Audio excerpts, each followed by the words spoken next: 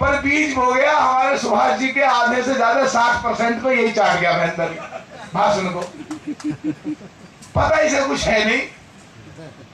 अरे 17वीं लोकसभा का 2019 से 2024 तक का चौधरी चरण सिंह जी की विचारधारा को लेके, किसानों के मुद्दे को लेके 864 मुद्दे पार्लियामेंट में उठाने के बाद रैंकिंग 1 MP मौजूदा होते हुए जहां जैन जी ने किसी दूसरे को गुजर को चुनाव लड़वाया, वहां आके उस गुजर को चुनाव लड़वाने के लिए मैं तो अभी आया हूं 1 साल से, कहां 2.5 साल की क्या बकबक कर रहा है समझ में नहीं आ रही। और चौधरी चरण सिंह जी की विचारधारा को लेकर के मुझे पार्टी में 1 साल 1 महीना हुआ, मैं 2-1 महीने की बात है महेंद्र जी, चौधरी जैन जी का फोन आता है, मलूक कल परसों मुझे हैदराबाद जाना है, मेरा प्रोग्राम है और मैं तो वहां हिंदी की दिक्कत है तो तुम्हें जाना पड़ेगा और तो कोई जा नहीं सकता। मैंने कहा चौधरी साहब मैं लंदन में हूं। बोला मैं जानता हूं रात की फ्लाइट है। मैं हंसा, बोले मैं एक विधायक को नंबर दे रहा हूं, बात कर लेना। मैंने कहा ठीक है भाई साहब। उनका फोन कटा, विधायक का फोन हाजिर। मैंने तुरंत टिकट डिक्लेयर कराया, आधा घंटे में सारे कपड़े वपड़े पैक करके वहां, और मैं पहुंच गया हैदराबाद। अपने किसी नौजवान बच्चे से मेरी फेसबुक खुलवाना या इंस्टाग्राम या ट्विटर उस दिन का हैदराबाद में,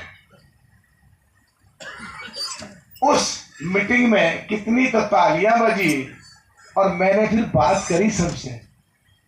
वहां ज्यादातर लोगों को यह नहीं पता था कि आज का मौजूदा मंत्री और चौधरी चरण सिंह जी का कोई रिश्ता है आपस में हैदराबाद। तो महेंद्र जी यहां पर स्टेज पे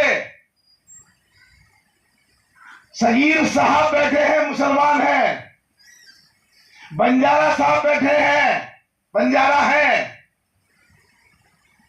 जोगिंदर गुजर बैठा है, अध्यक्ष जो मेरा रिश्तेदार उम्र में जरूर छोटे हैं, सीनियर है मेरे से, और सभी जाति के लोग बैठे हैं चौधरी चरण सिंह जी की विचारधारा को लेकर के और लोकदल को मजबूत करने के लिए। पर एक प्रश्न चौधरी महेंद्र से है, कह रहे कमजोर हो रही आरएलडी। अरे कमजोर नहीं हो रही, मौजूदा का सांसद और 40 साल से ज्यादा जिसके घर में विधायक, मंत्री, MP, chairman, district board, MLA, MLC लगातार रहते आए हो और जिसकी जगह दूसरे को जयंत जी ने चुनाव लड़ाया हो और वो आकर के ज्वाइन कर रहा है और जोगिंदर रवाना आकर के ज्वाइन कर रहा है, तो ये चिन्ह है, ये पहचान है, लोकदल मजबूत होने की तरफ जा रही है। और एक बात तो कहीं भी वो जान के रोकी मैंने महेंद्र को प्रसाद देने के लिए। मंच पे बनिया बैठा है,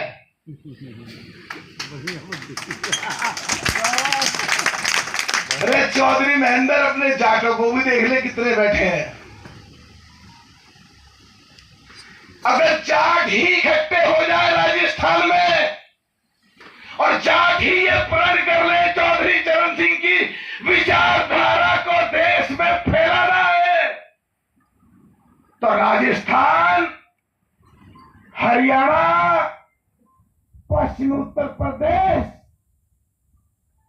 यहां से लेके पीलीभीत, यहां से लेके आगरा और यहां से लेके सहारनपुर उत्तराखंड, किसी दूसरे को कहना नहीं पड़ेगा कि फौजदार का झूठा मुकदमा हटाने हमारे पास आएंगे लोग कि मुकदमा हमारे हाथों में।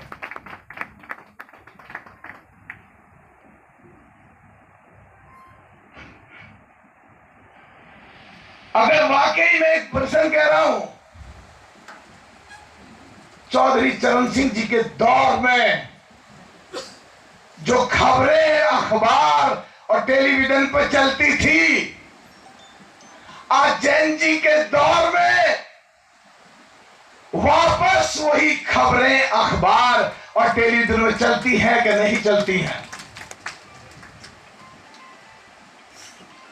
मुझे नहीं पता तुम लोग कितने टेलीविजन देखते हो, मुझे नहीं पता तुम लोग कितने न्यूज देखते हो, मुझे नहीं पता हमारे पार्टी के लोग कितने राजस्थान के लोगों को न्यूज भेजते हैं।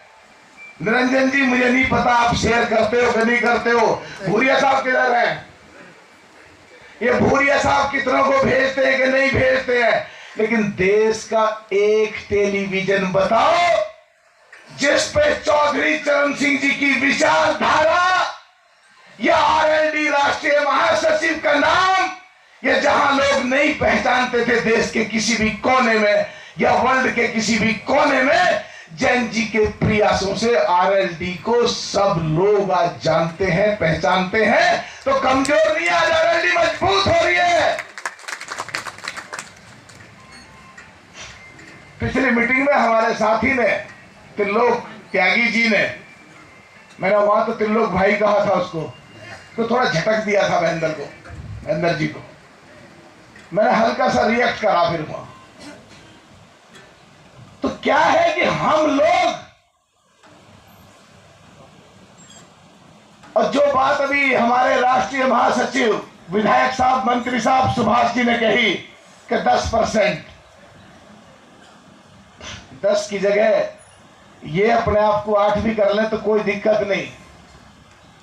मैं 8 की जगह 2% कर लूं तो कोई दिक्कत नहीं। जोगिंदर जी को फ्री हैंड देंगे हम, जो चाहे करो। लेकिन